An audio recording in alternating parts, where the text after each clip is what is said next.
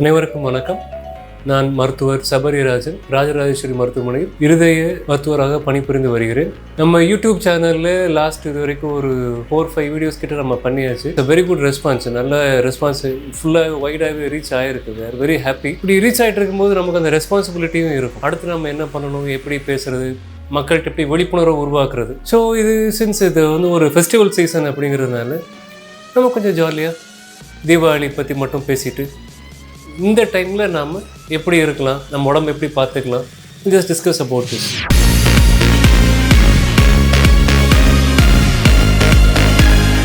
பண்டிகை காலங்கிறனால இந்த டைமில் பொதுவாகவே உங்கள் எல்லாத்துக்குமே தெரிஞ்சது தான், டாஸ்மாகோட சேல்ஸ் ரொம்ப ஜாஸ்தியாக இருக்கும். இப்போ ஃபங்க்ஷன்னா, ஃபெஸ்டிவல்னால் குடும்பத்தோடு ஒன்றா இருக்குங்கிறதுக்காக குடும்பத்தோடு ஒன்றா தண்ணி அடிக்கிறது, இந்த பழக்கம் எல்லா பக்கமுமே இருக்க தான் செய்யும். ஸோ டாஸ்மாக் சேலும் ஜாஸ்தியாக தான் இருக்கும். இதில் பொதுவாக பாதிக்கப்படுறது வயசானவங்களை விட இளைஞர்கள்.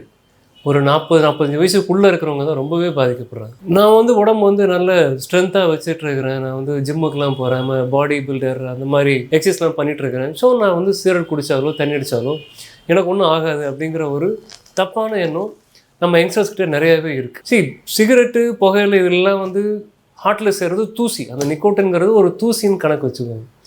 ஒரு தூசியை நம்ம எவ்வளோ எக்ஸசைஸ் பண்ணாலும் எப்படி உடம்பு விட்டு எடுக்க முடியும்? அது ஒன்லி ஆப்ஷன் தூசியை உடம்புக்குள்ளே போகாமல் பார்த்துக்கிறது தான்.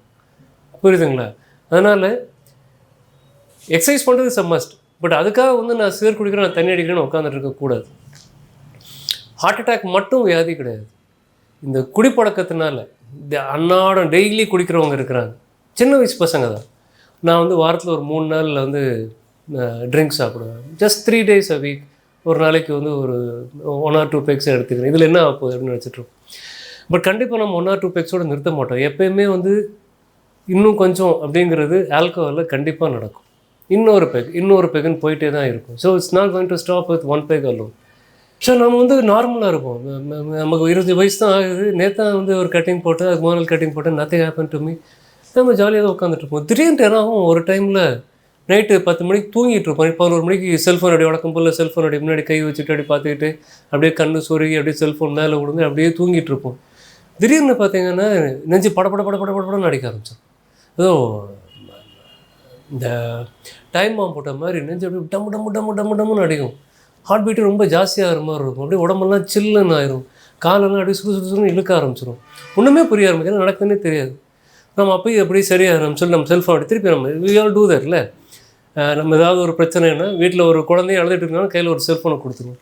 அதே மாதிரி நாமளும் செல்ஃபோன் வச்சு திருப்பி யூடியூப் வீடியோ பார்த்துட்ருப்போம். தளபதி வீடியோன்ட்டு ஒரு 1/2 மணி நேரத்தில் அதுவும் செட்டிலும் ஆயிரும். பட் இது டெய்லி நடக்க ஆரம்பிக்கும். கொஞ்ச நாள் நமக்கே பழகி போயிடும். ஆமாம், நமக்கு திருப்பி ஜாஸ்தியாக ஒரு 1/2 மணி நேரத்துக்கு சரியாக போயிடும். அப்படின்னு சொல்லி நம்ம பழகிட்டே இருப்போம். 1 year ஹார்ட் தாங்கும், 2 years தாங்கும். அதுக்கு மேலே ஹார்ட்டு தாங்கிறது ரொம்ப கஷ்டம். எல்லாத்துக்கும் ஒரே மாதிரி இதே தான். மெட்டல் கிடையாது, சதை தான் இருக்குது எல்லாத்துக்குமே. ஸோ ஓரளவுக்கு தான் தாங்கும். அதுக்கு மேலே துடிச்சிட்டு இருந்த இதயம் துடிக்கிறதையே நிறுத்திடும். இதுக்கு இப்போ தான் சூப்ராவென்ட்ரிகுலர் டாக்கிகார்டியா அப்படின்னு சொல்லுவாங்க. இதுக்கு இருக்கிற ஒரே ட்ரீட்மெண்ட், ஆஸ் யூ நோ, ட்ரிங்க்ஸை ஸ்டாப் பண்ணணும். ஸ்டாப் பண்ணலைன்னா இது நிற்கவே நிற்காது. ஸ்டாப் பண்ணுறது மட்டும் முக்கியம் இல்லை, மருந்தும் கரெக்டாக சாப்பிடணும். இது எல்லாத்தோட முக்கியம். ஒரு 1/2 மணி நேரம் சரியாக போயிருந்து சொல்லி செல்ஃபோனை பார்த்துட்டு இருக்காமல் உடனே பக்கத்தில் இருக்கிற ஹாஸ்பிட்டலுக்கு போய் ஒரு இசிஜி எடுத்து பார்க்கணும். ECG is a must.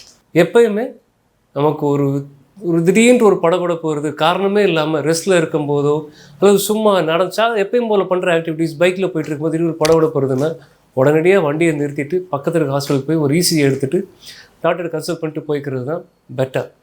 But இந்த ஆல்கஹாலை ஸ்டாப் பண்ணால் இந்த சூப்ராவென்ட்ரிகுலர் டாக்கிகார்டியாங்கிற இந்த துடிப்பு சம்மந்தமான பிரச்சனை it will regress in minutes like magic. ஒரு வித்தின் அந்த ஒரு எபிசோடு வந்திருக்கும். ஆல்கஹால் நிறுத்தியிருப்பீங்க, மாத்திரை சாப்பிட வச்சுருப்பீங்க, அவ்வளோ அதோட வரவே வராது. அது அப்படியே சரியாக போயிடும். அப்படியே வந்தாலும் லைட்டாக வந்துட்டு போயிட்டு இருக்கும். ஒரு 6 மாதத்தில் கம்ப்ளீட்டாக க்யூர் ஆகிடும். கம்ப்ளீட்லி க்யூரபிள் ப்ராப்ளம், நாமளே உருவாக்கிக்கிற ப்ராப்ளம் இது.